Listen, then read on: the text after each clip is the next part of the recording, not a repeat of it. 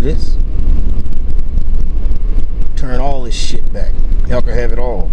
Stay to the right to Rossmore Boulevard. In 800 feet, use the left 2 lanes to turn left on Georgia Avenue. Frustrate somebody to the place up.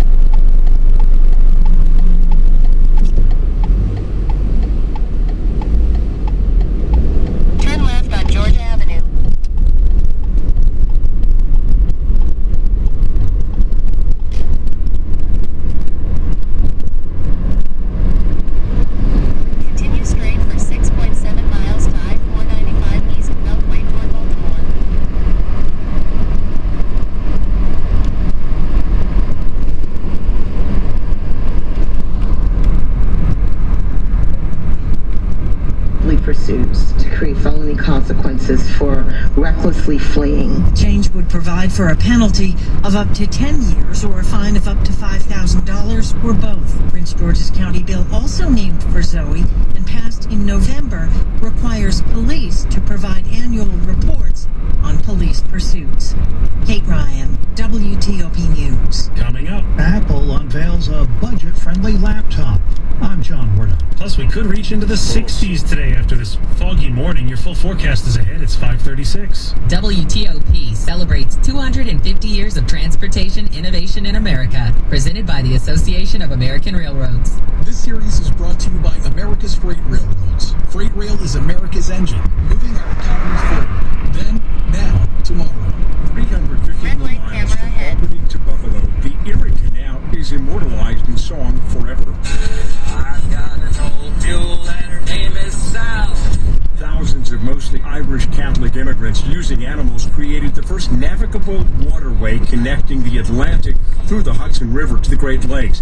Derek Pratt is with the Erie Canal Museum in Syracuse. It was one of the first major public works project in the country. The canal's peak was 1855 when 33,000 ships moved through it. It was competitive for another half century. Later, railroads and trucks eclipsed the canal, but it helped create a vibrant economy along the Great Lakes. It critically connected the Hudson River at Albany, and therefore really to New York City, with the Great Lakes at Buffalo.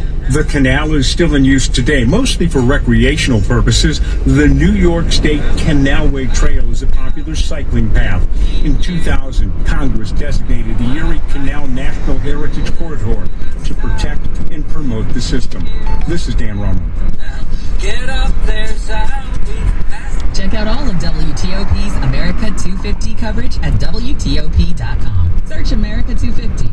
In 1825, canals unlocked inland trade. Today, railroads connect ports to markets faster, farther, and year-round, supporting modern supply chains that demand speed, reliability, and reach. Backed by an average of $23 billion in annual private investment, freight railroads are building new intermodal hubs powered by technologies that help workers move cargo more safely and efficiently.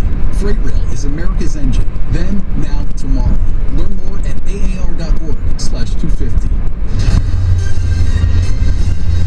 Traffic and weather on WTOP. We go back to Rob Stallworth in the traffic center. Thanks, Sarah. In Virginia, northbound 35 San Martin, leaving Dale City, headed toward Potomac Mills. Once you get past the Prince William Parkway, in better shape toward the Springfield interchange. Northbound 28 slows through Yorkshire as you head toward Manassas Park. Then further northbound on 28 near Westfields Boulevard. That's where we have the report of a crash. Georgetown Pike closed near Potomac River Road. That's west of the Beltway. That's for a crash that brought down a utility pole. No problems being reported on the inner loop or outer loop between Alexandria and McLean.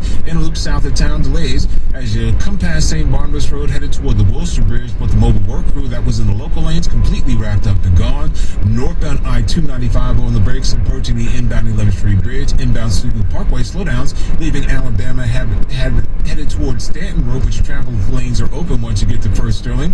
If you're traveling southbound DC 295, heavier delays approaching Burroughs Avenue headed down toward East Capitol Street. And in Maryland, westbound Route 50 after St. Margaret's and Cape St. Clair Road, full of single left lane getting you by the crash there. Get the fastest local alerts and accurate 24/7